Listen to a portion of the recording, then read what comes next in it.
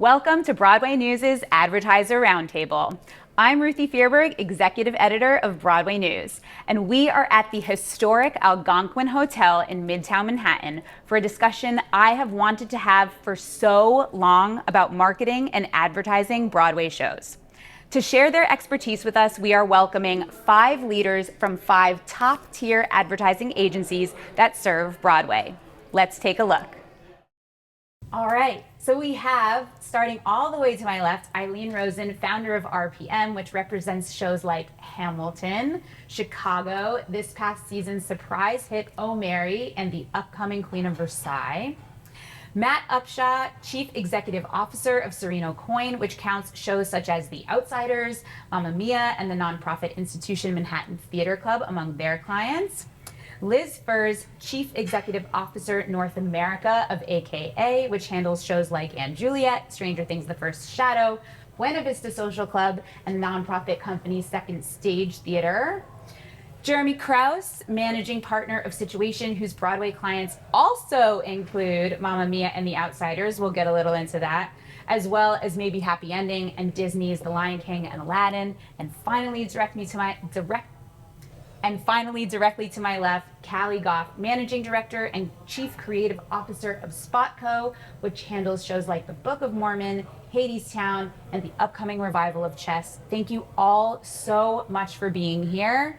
As I've already said to you off camera, I have a million questions for you, and we're gonna get through whatever we can in the time allotted. So let's dig in.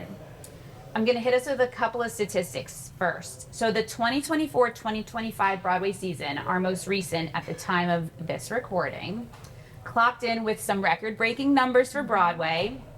As a whole, Broadway shows grossed about $1.9 billion, which is the highest in recorded history. Prior to that, the 2018-2019 season was the highest grossing. And the 2024-25 season was also the second best attended, second only to that same 2018-2019 season. So those are some economic snapshots of the whole of Broadway, not individual shows, at 2 points in time. And I kind of want to look at those 2 points of in time from an advertising and marketing perspective as well. So I'm wondering if one of you will be brave and paint a picture of what Broadway advertising and marketing generally looked like in 2019. I think COVID erased all of our memories. I mean, definitely. COVID erased all of our memories. I feel like we more have a sense of how different audiences are now. It's honestly hard to remember what was different back then. I think we're all making a lot more content in different ways now, probably. Yeah. Legacy media was still being used a lot more. I think we can't underestimate how much people were still relying on TV, radio, and some print pre-COVID. That is very much not the case now. I think the acceleration of digital media as the major component of selling Broadway tickets post-COVID is sort of at the center of most of the changes. Yeah, and I think in 2019 we were already seeing some of the trends emerge and COVID, I think, just accelerated a lot of those trends. So buying patterns, people buying more closely, we were seeing that in 2019, but it's exacerbated now, where people are buying much closer in, so it affects how we spend money, when we spend money. And also, to Liz's point, content now is everything, and with the kind of democratization of social media and meaning everyone can express their opinion instantly and publicly, I think the other thing is word of mouth has just become even more important than it's ever been. Like a bigger ecosystem now word of mouth than it was. I think 10 years ago, which I realize is going beyond COVID, the dialogue about word of mouth was literally person to person word of mouth. And I think person to person word of mouth? To an extent, the water cooler conversations, over dinner conversations, the kind of the literati, people at cocktail parties talking about what they want to see, and that's not as impactful now as obviously all of the ways that can get around, both organically with user-generated content, people using their own social platforms, but also the role of influencer marketing and content creators, and how massively impactful that is now. And when you look back at pre-COVID campaigns, I remember having conversations with clients about we're going to run some influencers and them feeling that was a risky endeavor, and that wasn't really something that was it was an add-on as opposed to something that was at the center of what you were doing. But I'll also add that the places where we would put our ad budgets obviously have changed a lot, and you used to have the ability to kind of know a few places you could go, and maybe not to 2019, but definitely 10 years ago. Yeah. You would be able to say, okay, I know where I can affect sales, and there's no more silver bullet, and it's very much, you kind of have to be everywhere, which makes all of our jobs harder, because there is no kind of easy answer anymore. And I think that's one of the biggest changes. Well, that actually, no, go ahead, Matt. Yeah, like in some ways, I think arguably everything has changed and arguably nothing has changed. Like if you think about the diversity of mediums, 100%. Or we have what, 10 times the number of potential platforms that we're placing ads on that we did back then. Buying TV doesn't mean buying TV. It means buying across 7 streaming platforms. All of that, all that diversity has increased dramatically, and the nature of the mediums itself. How important audio is to us, way more than just radio was pre-pandemic. All of those things for sure.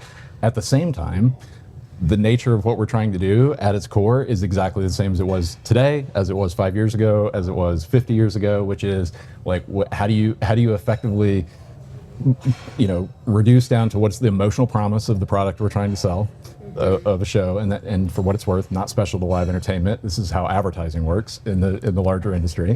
What is the emotional promise of what it is we're trying to sell? What's the best method to communicate that to our potential target audience? And then figure out the right mix of mediums to get that across. The fact that there's a far greater diversity of those mediums is what is added to the challenge, I think, of what it is today versus what it is, but at the same time, there's more opportunity.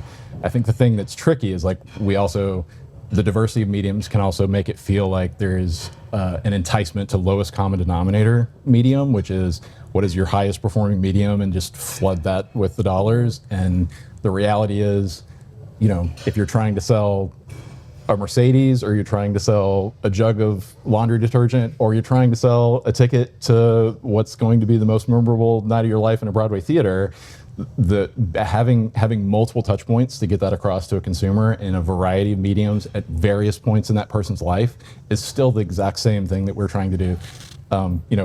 Again, 50 years ago, when the industry was born, that was the goal, and so it's all different and all the same. I think it's. But like you're saying, there are so many more platforms, right? That it just seems to be additive. I'm curious, are there any platforms that have gone away, or is it just kind of a recalibration of proportions? Like, okay, we used to have, like we said, legacy media and the print publications. Then, and if you're really going back, right? Then you have television, or then you had radio, then you had television, the internet, social media. And one of the things that it's one of my favorite infographics, which is a weird sentence, but I have one, from Statista that is like how long it took for those different mediums to reach 50 million users globally. Yeah. And it's like, that tail of radio and television are like so long, and Twitter is like this big. Right. And also it's only counting to Twitter. So like what has happened since Twitter is insane. I don't even think there would be slivers small enough. But it's not like it doesn't sound like you're moving to Twitter and TikTok and whatever, and bye-bye radio and bye-bye print media. Or what I feel like one of the biggest changes is with all this from like a macro standpoint is we've lost time in real estate as far as people's attention span. Yes. And especially for new musicals where we have to educate so much to a consumer. We used to have more time in real estate to do that, right? TV commercials were longer. We had direct mail pieces. We had longer form email blasts. Page newspaper ads. Right, exactly. And so now it's like we're trying to get it across in like a really organic 15-second, social ad or an audio script. And so I feel like that's like the biggest change in all of it. But I think it's been replaced by organic social, and so now instead of spending money to put out those ads and tell the story in advertising, there's far more ability and desire to be telling that story in places where you're not spending money behind it, in advertising per se, but it's trying to tell the story in a different way to a different audience. So Yeah. But that's interesting what you're talking about the time economy. Yeah. That it's much more of a, I don't want to say a flash in the pan, that's not, but it is a flash. It is how quickly can you get someone's attention, and then even when you get it, Right. you don't have it for very long. Right. Yeah. And that maybe that's one of the things that you're battling the most is how, I mean, it's interesting. I'm feeling that because also what we should acknowledge is that like press and advertising marketing, like kind of, I don't want to say work together, but they are No, they different do. sides of the same They work very coin. hand in hand. And you know, it's not my job to specifically promote a show, but it is my job to discuss a show. We've been meaning to talk to you about that. Yeah, you want a little more promotion, is that it? But it is, I mean, I do feel it is my job to educate in the same way that you all are educating potential ticket buyers. And I have noticed that truncation of the length, and what I have done personally at Broadway News in response is, okay, I'm going to make a 25 to 30 minute podcast episode from a press day so that maybe the awareness comes from like, I saw this billboard, I saw this taxi ad, and so someone knows what it is but doesn't know what it is, and press can kind of pick up that slack. But is there part of you that wishes or that advertising could also pick up that slack, because you don't have control over what I say? I think to sort of build on Jeremy's point, I think you and I have had this conversation historically with the role of press in the wider world and arts journalism becoming less dominant than it was a few years ago and certainly pre-COVID, and we're seeing that a lot even in recent months. But I think social can do the job of education alongside press, and I think also this is where content creators come in, is we're starting to see content creators develop their own followings, and those content creators are talking about a show in a more long form format than a lot of the content that we might make as straight brand advertising is, and that can then be used to uplift and go into a paid campaign to tell some of that story. Yeah, I mean, I think the whole landscape is entirely different in that we now have a whole team of marketers. They don't work in our office, right? It's the world. It's everybody else is marketing for us, and we never had that 15 years ago. That's why it's become so much easier. Exactly. I was gonna say though, like We don't pay them anything. They just do that it. sounds like both better and worse, It right? is. Like you have a larger team, but you have perhaps less control and less like a streamline, like I think all the time of like the message. Well, an influencer or content creator's message is going to be for them and how they look at something, not necessarily If it how works. how That's how the only the way. show looks at itself. But that could also be a positive, right? Knowing that they're speaking to their, I mean, I think we're talking about it, framing it as like a challenge, but it's also kind of the exciting thing about marketing right now, you know? Like there's always been challenges in the space, and so they've just changed, and it's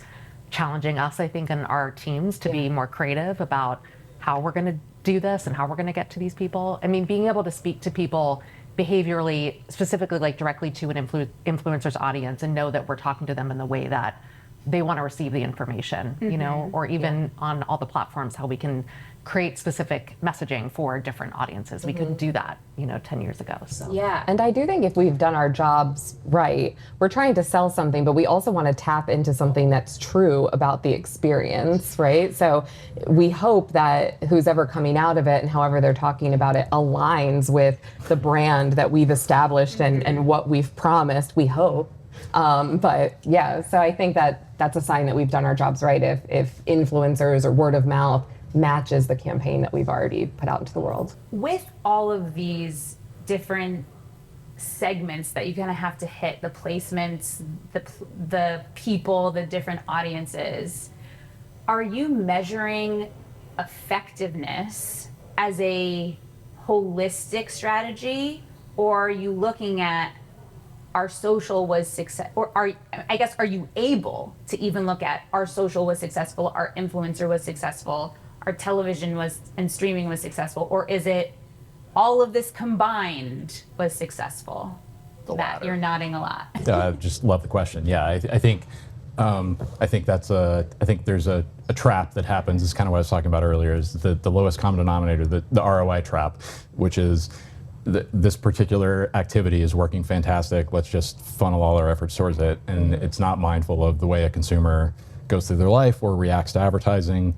And so, yes, I mean, no, a blended approach, thinking about ROAS when you're talking. Should we be talking about translate that for me. return on ad spend? So we're thinking about what is the effectiveness of a campaign, not what is the effectiveness of a specific tactic. And it's the only way to larger success. I should say it's the only way to a larger success for any property that is actually trying to build a brand and have longevity. It's not necessarily the way that you have to approach something that's a 12-week engagement with Hollywood A-listers. Honestly, you don't need to go that route. You can go lowest common denominator and sell out. That will bring me But to if you're another building question, but I brand, want to know does everybody agree with Matt?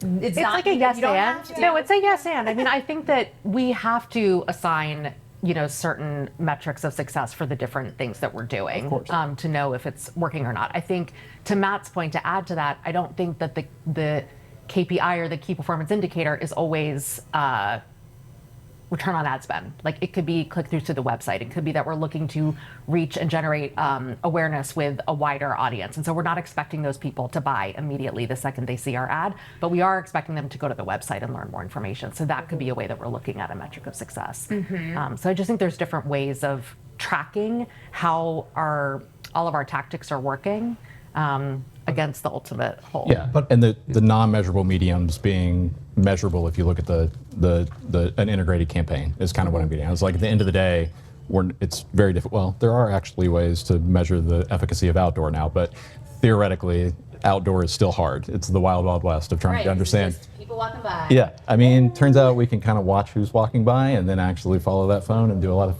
fun things in attribution. But at the end of the day, it's still the wild, wild west. So the difference, though, is understanding that, like, there's plenty of data out there that would teach us, outside of the Broadway space, that outdoor added to a campaign that had only been whatever, but pick your medium, paid social, exclusively, add the outdoor element, and suddenly your paid social results are better. Not because the paid social is performing better, but because the second touch point in that person's life now means that they're more likely to interact with that ad. So it's about understanding the holistic approach to seeing a consumer where they are. Also, with the tracking, it's gotten us into this bind almost where, you can be on TikTok and we might have spent money to put some content in front of you, and you might have enjoyed it, but 3 weeks later, you go and you end up going to Google and you search and you buy a ticket that way, and all of a sudden we're looking at it and we're like, wow, this ad was really effective, but honestly, it had nothing to do with that. It was this thing over here, which is immeasurable. But ultimately, it's are you selling tickets? And if you're selling lots of tickets, then your whole campaign is working. And sometimes you just have to look really macro instead of really looking at, like, did this one thing cause this one thing? So.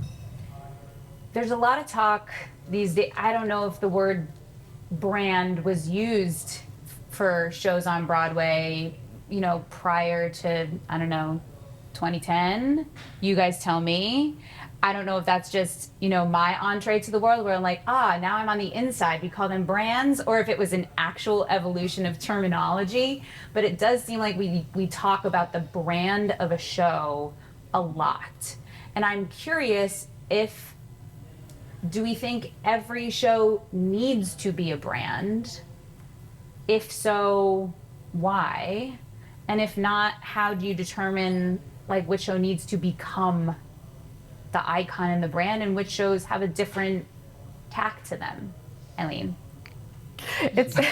No, I think to your point, it's a word that gets thrown around a lot, and I think the definition maybe meant something different to like clients and us 10 years ago. I think that we all thought of shows that were brands as the very well branded shows, right? Like the bigger shows, the hits, the ones that had more of a self-fulfilling prophecy. The ones that had a brand within, like, the wider global consciousness, like a Chicago, like a Lion King at that point. And I think that because yeah, exactly. And I think in 2025, almost 2026, so weird to say, I think that the internet has allowed everybody to become a marketer and savvier. Like, and everybody's the word brand has changed, right? Like, literally anyone can just like Be a brand.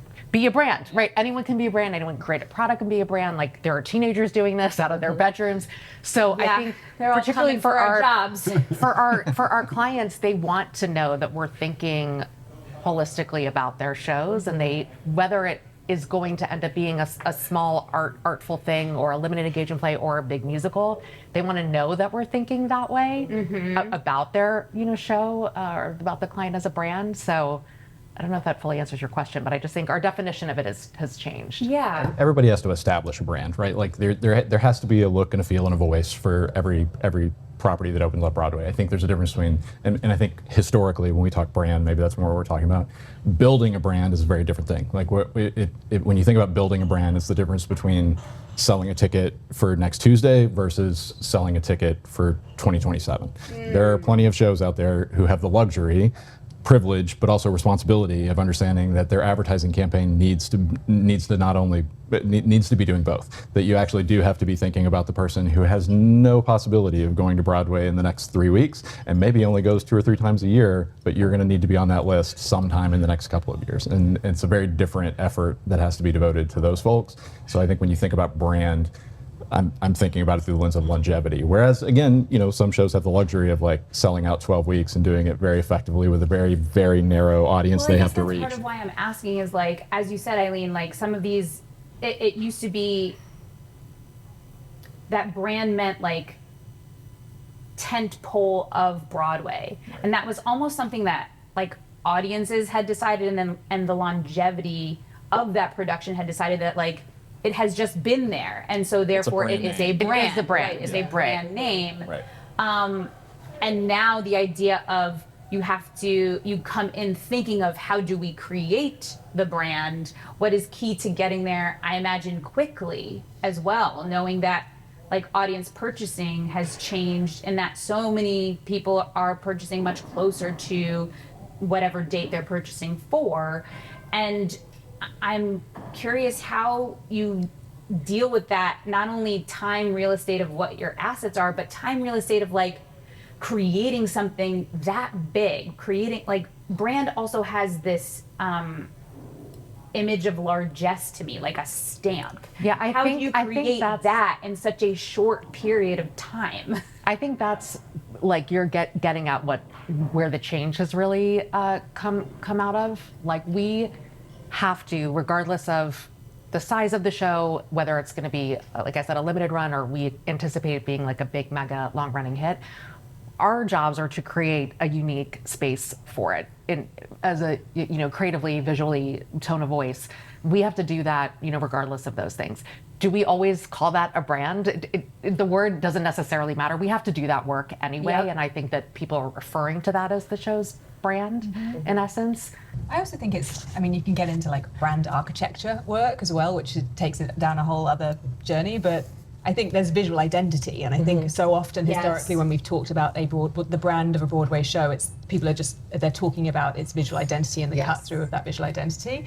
I think one of the interesting things that's in play now with the campaigns that we're building, which comes back to the point Ilene made around the canvas that we have, is that so many of the ways those visual identities were built for some of the legacy shows were done in outdoor media, in print media, in television advertising, to a very specific audience, tied to appointment viewing and so on and so forth. And right, like when you think of, a lot of times when you think of Broadway brands, you think of those 80s musicals of like the Phantom Mask and the Saigon Plane and the Cat Eyes and the logo-based. Right, and that was a lot of, right, what you're saying, legacy media, outdoor. Much more storytelling now to a much more bifurcated audience. So I think there's when you look at brand architecture, there's different elements that exist if you're looking at kind of a mainstream brand. And I think visual identity and brand experience and brand personality are two components that are absolutely vital for a Broadway show in doing what Ilene just mentioned, which is finding some white space for them and finding the audience and the why of, I'm someone that wants to see a Broadway show, why am I going to see that one? What is it about that show, the way it looks, the way it feels, the way it sounds,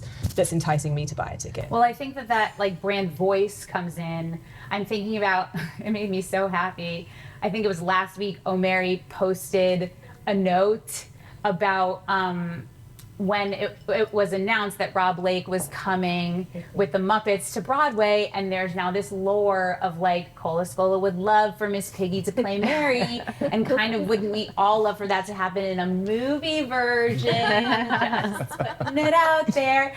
And so that note of like, now we hear Miss Piggy is booked. Please respect our, time. Please respect our privacy at this time, or whatever. I mean, that wasn't the jargon, but it was in the comedy voice, in the silliness voice, leaning into something that like Cole mentioned and fans really glommed onto, that just like hits in such a way that like, look, I'm talking about it here. I remembered it. Yeah. A shout out to Austin Spiro, who does the social for Oh Mary. So RPM can't take credit for that. But I think all the agencies do such a great job at this. I think I love the work that my team is doing on Death Becomes Her in that same regard. I think the John Proctor and the Villain social is amazing in that regard. I think we've all both capitalizing on Las Culturistas lately. I think to Liz's point, to what Liz said, we're trying to create brand personalities, and socials become an amazing way to do that, and commenting on other things. Yeah, and I think that's one thing that's really exciting about the way social media has grown is being able to listen to the fans in real time and not wait for those post-trip surveys or to see what's connecting with people, and then being able to respond to that as we build the brand. I want to kind of go around actually and ask if you can give an example of a show that you've worked on, or even maybe one that you just noticed, but hopefully one that you worked on, that you feel like you achieved like brand cohesiveness, that you felt like those two elements were really working in favor and in tandem with each other and in favor to the show, and why you think you were able to strike gold with that one. You can take a second to think. I'll start. I've got two that come to mind. Go for it. Last season, Romeo and Juliet, super proud of the work that the team did on that show. I think the Sam Gold directed production of Romeo and Juliet. Rachel Zegler, Kit Connor. It was a very specific, this comes to talking about audience targeting as well, but very specifically we worked with the producing team to say, okay, this is a show where we're targeting young people. And there was risk involved in that because, as we all know, there's a lot of conversations about young people aren't willing to buy tickets at the same price that the traditional theatre goer is. We went into that lane. All of the content was very specific and very focused in the world of the play, which we were doing long before we really knew and understood the world of the play. So it was one of those ones which I'm sure everyone's been through, where you start an advertising and marketing campaign thinking you know the direction that the show's going in, and then when the show is realised, you're like, it's there, everything is feeding each other. So that was one, and the other I would say is Anne Juliet. Just the cohesiveness of that campaign is something that brings me joy to this day across everything that we've ever put out, from logo look to the content to all of the organic social. It's and it sort of really hit actually quite a varied audience group, and I think that was one of the challenges with that show, is that we had to be appealing to multiple age groups, and it worked. And do you think the success you find in those, is that because you were more closely tied to the producing and creative teams on those projects? Was it the people you had within AKA working on? What's that secret sauce in there? I think a clear vision is always helpful. I think when a producing team come with a clear vision for what their show is going to be, it always helps speed the marketing. We're big fans of working closely with creative team members, and we did in both of those instances, working with the writers. I think Oh Mary is a great example of having a writer that's really central to the campaign and being able to tap into that voice.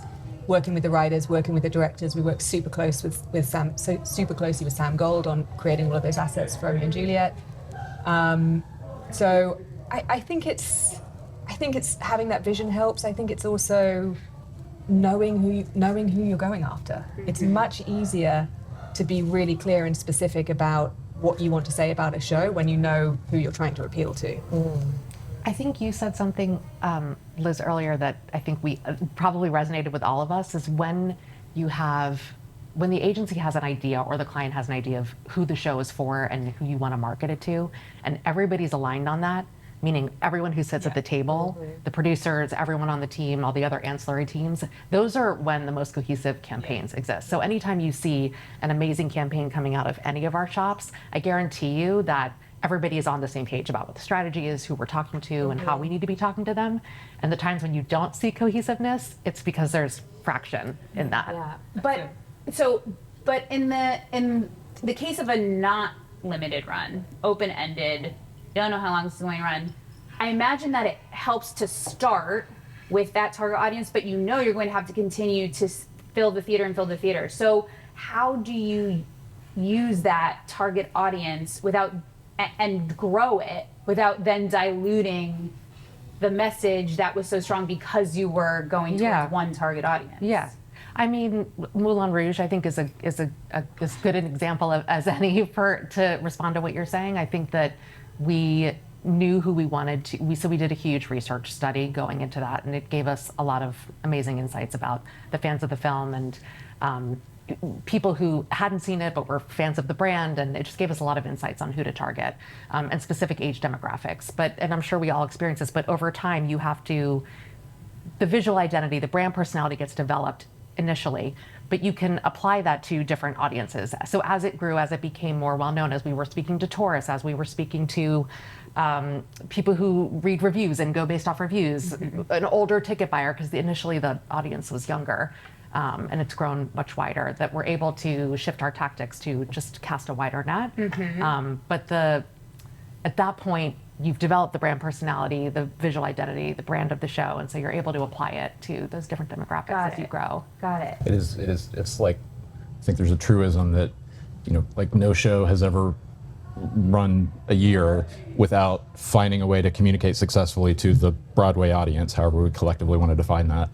And then probably no show's ever run 5 that hasn't found a way to understand what is special about their content that appeals to something on the edge of that Broadway audience. Maybe it's not about getting somebody to go to see their first Broadway show, because that's a high bar for anybody to achieve, and every show does achieve that in its own special way, but it's a small group. But like, how do you get the Broadway casual is things that shows figure out. The Broadway avid we all talk about. The Broadway casual is like the one that you have to figure out. But you don't get to the first year without understanding what is it about your property that does speak to somebody who just loves Broadway. Yeah. Like, those are the people that get us off the ground. Can I build on that though? Yeah. Sure. Just because I was thinking about this a lot lately, is that Broadway avid, and I think this comes back to your very first question about what's changed pre and post COVID.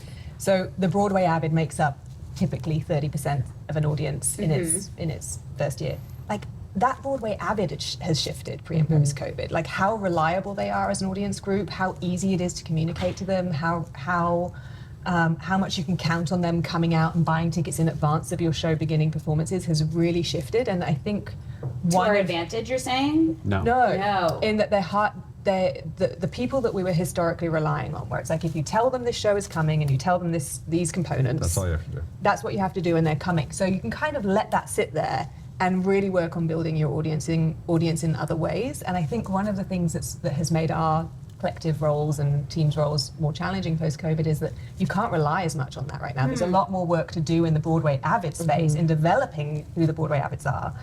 That means the burn is slower, right? The audience expansion is slower. And I think it's not set yet. It's still, there's a lot of unknowns that we're still working through about where that's going to set and how that's going to play out for future seasons. But I also think we may not ever get back to that core think we're group of getting back. avids, I right? think So so. it's like there's so many more Yeah.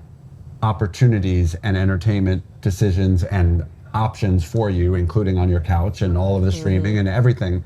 We never lived pre-pandemic. There was less, or it just wasn't as prevalent. And honestly, having time to yourself during that time off that a lot of people had allowed people to get out of the habit of something that they just always did, no matter what. It didn't even matter. I'm always going to do this thing. And so they found other things. Yeah, And that's an okay it's thing. interesting. We will get back to the brand you worked on, but I want to follow this for a second, because I have been wondering, is it a myth that we're competing with more entertainment? Like, sports always existed, concerts always existed, movies always existed, both in home, whether you were watching it on TV or you had a DVD player or you went to a cinema. And so, and you had, like, all of these things existed. So this idea of, like, we're competing against more, are we? I think you're competing with a lot more, but it's not just entertainment platforms. So I'll just ask you personally, like, before COVID, after COVID, how different is your social life? Like, how are you home more? Are you less likely to stay out late? Because for so many consumers, that's part of what we're. Interesting. I think I changed less than most people, but okay, so I want to because the industry that I'm in, so I'm not really a good case. Okay, you're not a good person. The New York Times, for example, ran this big article a couple years ago saying how the hot new restaurant time is 6 o'clock post-COVID, not 8 o'clock. And to me, that's just that is so crazy. It's the perfect example of what we're fighting all the time. And even going back to what Liz and Jeremy were saying, I think that the word avid is that word is getting diluted. Those people's interests are getting diversified culturally. I think that there, pre-COVID and 15 years ago, there were people who literally all they did was go see Broadway shows. They would go see 3 to 8 a year, and so that group is smaller, but they're just doing different things, and certainly just behavior of wanting to be home more I guess I was has going to changed say post-COVID. there was a time for discovery of new hobbies, I guess, too, where like now people literally learn that they love baking sourdough, and they're like, well, that's going to take some time. Well, also just work from home. I mean, there's literally less people in the city, so I mean, we're competing with people's time, I think, and literally where they want to spend it, and getting them to come into the city when the ticket prices are higher, everything costs more, inflation is, there's so much that we're fighting, so it's not just the streaming platforms and the entertainment options. Totally. It's not, I think you're fighting new habits, not new competition. Like that we all form new, it's the reason that Pilates on an app is so successcul today versus the gyms, which are all almost about to go bankrupt. Like that is the that I think that was another stat that I saw not long ago, which is it's we all form new habits, and there is I think the point you make is well taken, that like the composition of who an avid is has certainly changed, and I think the other thing that has, like, what it was a year ago is not what it is today, and I certainly don't think there's a new normal, whereas stability within that group looked very like it was a reliable, easy way to understand somebody 2019 and before. An avid, I would argue, still is extremely important. What an avid looks like has been shifting post-COVID, and I think I don't think we've developed what is the stable version of that moving forward. Well, so one of the things that I think is interesting about like the movie industry, I remember, so I used to subscribe to Print Entertainment Weekly. It was my Bible. I'm still upset that it's gone. We won't talk about it. But I remember when like the Marvel movies started to be like, oh, this isn't just going to be the Avengers and Iron Man. We're going to just keep making Marvel movies. And suddenly they did, like, Entertainment Weekly did a humongous feature on a movie that was coming out, I think, 2 years later. And everyone went, and entertainment journalism went, oh, are we writing about things that far in advance now? And you're going to have the 2-year out piece, and you're going to have the 1-year out piece, and you're going to have the 6 months, and you're going to have, and then you're going to build, which is kind of a little bit what we've seen from the Wicked movie. But the thing with movies, television, all that stuff, you do it, you put it in the can, it becomes finalized, and you know 100% what you are marketing. And theater is evolving literally while it's in the Broadway theater. That is there an equivalent to how you can accurately represent the show, but is there a world in which you say, like, we've already started with some longer lead times, but is there a world in which you say, right now, summer 2025, this show is coming 2027? Like, I know some of that's a real estate question. It's a real estate. Right, but But like we do that. We all do that. We we had that all luxury. start working on shows, 2 years in advance. Yeah, but do you start putting is- things out that far in advance? Can. Doing that more, and it comes to one of the changes, which is first-party data, right? Like post-COVID, first-party data is king. As much data as you can build up specifically for your show is going to help your pre-opening marketing campaign. So people are becoming a lot more open to announcing their show before they have the theatre, starting to put spend in market, because I think producers are starting to see the value of getting those email addresses and getting the interested parties locked and loaded for when you go on sale. Whereas prior to that lead gen moment, I think there was a lot more focus on let's not spend any of our money at all until we can sell a ticket. Yeah. Because the money's tight, right? Like budgets are a major component of this, and I think that leads also back to your question about competition in market. One of the things that theatre has that perhaps movies don't is this finite ability to gross a certain amount within reason each week, and limited ways to pull revenue from other brand assets, right? The sports world can get revenue from a whole host of other things which are not ticket sales in market. Broadway doesn't have that quite in the same way, so our budgets are Not impacted. yet. Not yet. Yeah. So our budgets are impacted. So that I think is also comes back to the competition. Is those people are choosing between sport, they're choosing between going to see a movie. We have a limited spend. But also building on what Liz is saying is the idea that we used to live in a world where we had a lot more of a runway after a show opened, where we would have to be able to, we would have time, right? Yeah. Costs have now gone up. Everything is, the leash is much shorter after a show opens to how long it can survive. So you actually have to elongate it the other way and try and do, you have to start earlier and try and put out as much as you can to get to build, so that way you've built up that audience potentially before the show has even gotten up on its feet. You don't have time to test and learn. So in is previews. it, so, because we're gonna have to wrap this up, but is it story forward messaging? Like, this is what you're going to see? Is it, I don't know, design forward messaging? It's going to be this kind of spectacle experience? Is it emotional, like brand?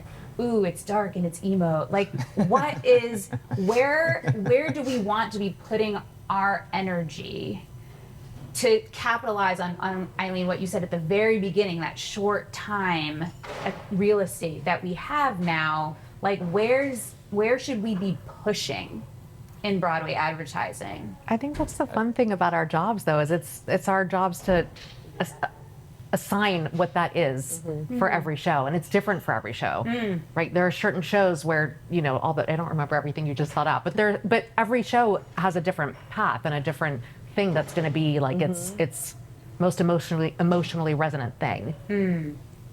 Callie, you should talk about this, Callie. This is yours. Yeah, I mean, I think that's exactly right. Every show is different, and it depends on what we're selling is what the experience, what we want, people to know the experience is going to be. And that could be you're going to be in the same room as an A-list star. That could be you are going to see something, a heartbreakingly beautiful performance, So it depends. I think really infrequently are we selling this is what the show is literally about, because that can often be like, it can often be a detractor if you don't, I live in, but again, I'm a terrible case study, but that's what I always want to know. That's what all audiences want to know is what am I actually putting my money down to go see? What is this thing about? And it happens so infrequently in advertising and marketing, and I wish more of it happened, of like just being a little more simple sometimes and just letting people know this is what you're going to get when you sit down in that seat.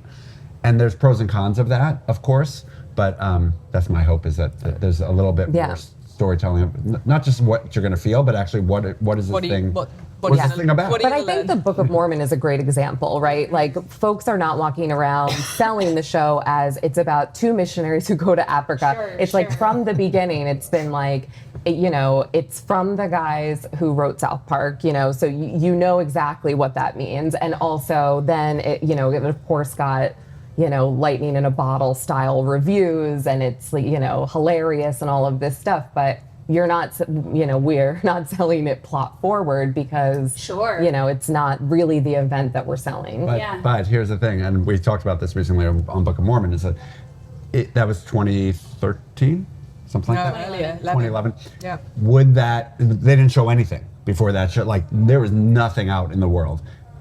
Would that succeed today without showing anything? Like, we're in a world now where everybody expects that you're seeing a lot before you walk in that door. And I'm sure there's obviously cases where still they show nothing and they succeed, but I think there's just different expectations of audiences and They what. were also spending $9 million a year in advertising back then. So if you were sending that much against the campaign, I think you maybe. But yeah, good to know. Okay, before I do a slight lightning round, did anyone else want to mention?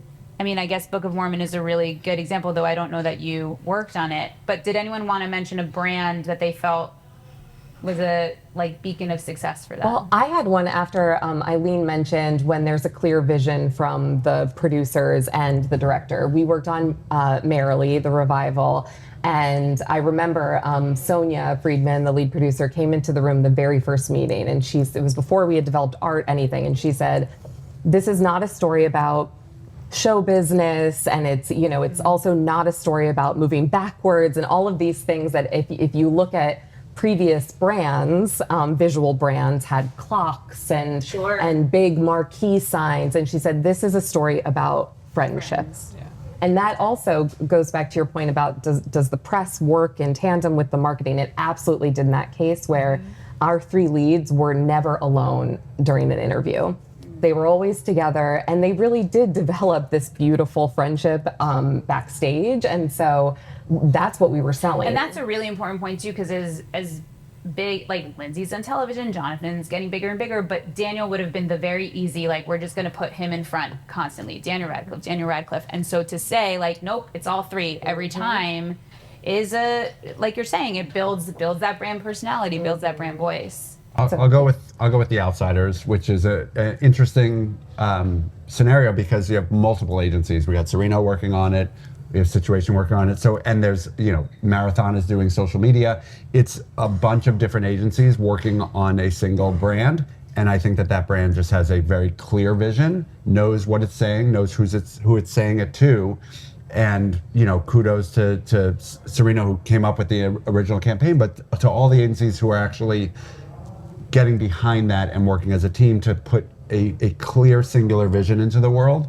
I think that's one that has been very successful. Touche. Matt, do you want to? Oh, I mean, if you want to. You took Outsiders, so I won't go with that. Fun fact, that campaign that looks like it's the middle of summer in Tulsa. It was in the Navy Yard, and it was 40 degrees outside, and we had heat lamps blowing on those poor guys in their t-shirts outside everywhere. I think what was great about that was it was also acknowledging the world we live in today, which is an understanding that the only way to really get success across all these mediums is to have the volume of assets to actually be able to speak across all of them in an authentic way. Which I think it was great for that. I don't know, I have a long list. Shucked was the most fun launch that we ever did, and was probably more consistent with what the voice was than I think anything. I think Dear Evan Hansen is an interesting case study in understanding how to sell the emotional heft of a show instead of and how it's going to make you feel versus trying to tell the story of a show. It's certainly never a thing that we did when we were talking about Dear Evan Hansen. It's another fun one. I don't know, we could go on. This is fun. Yeah. Okay. I know that you're gonna hate me for adding these two in at the end, but I'm late for a meeting. I know. Oh, you are? No, we're not running that late. Jeremy wants to answer first. Yeah. Okay, Jeremy wants to answer I don't first. even know what the question is, but bring it. You're not gonna want to answer first. Oh no. I hear all the time that compared to other industries, the budgets of Broadway are quite small. Ilene would like to. What would you do with more money? What are you able to do with more money? What are you able to do with, they had $9 million a year. Is it just more is more? Is it more sophisticated? Is it what does more money get you to do? I will go first. Go first, Jeremy. I'm gonna have two answers. One is far more awareness media, right? Where I think everybody would agree it's the number of people who still don't know that MJ is a musical on Broadway 4 years in is staggering. They live 20 miles away and they have no idea. So that's the thing I think also with how targeted we have become and how precision based, we're going after this ad after this person, we have lost big branding moments, and that I think that's a thing for Broadway in general, Broadway with a capital B, of just the brand is not out there as much, and I think that has hurt certain shows or and just the industry in total is like, we used to have so many more shouting billboards and TV buys, things that reach a mass audience. But I will flip one thing real quick before other people talk, which is I want to know what would happen if we spent half the money and on advertising. And that might not be a popular thing to say, but I still think like there are certain shows that I think that have the heat, that have the content, that have the word of mouth, that in a world where we're saying everything is so expensive, the experiment almost never happens. But what happens if you actually pull back and see if the masses out there can do the selling for you? Interesting. I've conducted that experiment to a Doesn't degree, work? and it does not work. I'm glad you did it for me. Out there, don't try it. I co-sign everything you just said. I think the big thing is awareness media. I just want to sort of underline the mass market piece that you just called out, which I think is one of the challenges that the industry is facing. As we have become more targeted with digital, we are spending less money on advertising that says to prospective Broadway audiences, this is a place that you are welcome. And I think the collective impact of that is that our job is going to become harder as we move forward, season over season, year over year, because we're just telling the same people in digital programmatic advertising that they should come and see a show. So there's a reason for it. It's related to budget. So I think awareness media can do that for us. I mean, certainly the amount of money any of us spend in like the audience development space is not what we wish it would be, which I think for the long-term health of the industry is like a scary thing as we talk about who is the new Avid, how do we actually support shows, how do shows have enough built-in audience to actually get to be long runners is harder and harder. So certainly in that space. At the end of the day, I think it's, not to take the cop-out version of this answer, but the answer is really like, what we're really just talking about is that the job's gotten harder. Doesn't mean that the job can't be done, it just means the job's gotten a lot harder. So understanding exactly what the mix is, I think the amount of experimentation that has to be done show to show to really understand what the sweet spot is, and I 1000% echo the desire to have more broad reach media in the market, because I will say, as a Broadway, I count myself among the remaining Broadway avids, for sure. And in the season that just wrapped, the number of shows that didn't succeed, God bless them, but that didn't succeed, that I can say I never saw an ad for, was never delivered an ad for. I'm an avid consumer of Broadway media, online and off. And the fact that I'm not able to be successfully targeted means that we have a problem with programmatic media. It's not a problem with digital. Like more money should be being spent in the digital space, but we have to understand that we're replacing broadcast with broad reach on digital platforms, not with programmatic, I only want to deliver an ad to Ruthie, because the problem is Ruthie might have turned her privacy settings on, and Ruthie might be doing things to avoid being advertised to, and or we're just not really great at figuring out who you are, which is also true. And so instead I'm watching, streaming at home, and I'm getting ads for, female beauty products. I don't know if anybody knows the composition of my home, but there's nobody in my home that is buying female beauty products. And yet that's the programmatic ad I'm being delivered, and yet I got no ads for several shows this year. So understanding broad reach versus programmatic, I think we get into this trap of like, oh, we want broadcast versus digital. No. We want broad reach, and broad reach can happen in digital space very effectively. I mean, there's an entire conversation to be had about data and the way we use it and what's working and is more and all of that. So, but that's a good, I was going to say part two. Round table, take two. Yeah. And risk taking when we talk about bigger budgets, but I want to leave on we talked a lot about individual shows, and I want to leave on a note of Broadway. I guess, is there a world in which shows can help each other? Is there a world in which marketing the brand of Broadway is worthwhile to an individual? I mean, obviously you'd think yes, but it does mean you're allocating time and resources to something that's not specific to you. So just like the overarching question of like, do we market Broadway as a brand? Is that worthwhile? Do we help each other? Or is it most efficient to be focused on all of our individual properties? I think we would all love for there to be. No, it's truly. I think we would all love to see an overarching Broadway brand. Who pays for that? I think is a question. But I think like it's what we've all dedicated our lives to this industry, and to Jeremy's point, because advertising budgets have gotten trimmer, that we've sort of lost that bigger brand. So, but I think we all believe that like all tides lift. Yeah, no show, no matter how successful, can carve out any percentage of their budget and say advertising, the industry writ large is going to be a cost effective or an appropriate. At the end of the day, they're all responsible to their investors and everything else too. So asking that at the show level, or asking that, I think, even at the agency level, is probably not a fair question. But I think we all agree that the answer to the question is a resounding yes. Yeah, and we if want there to is a be- resource, it is something we want. Yeah. Yes. Right.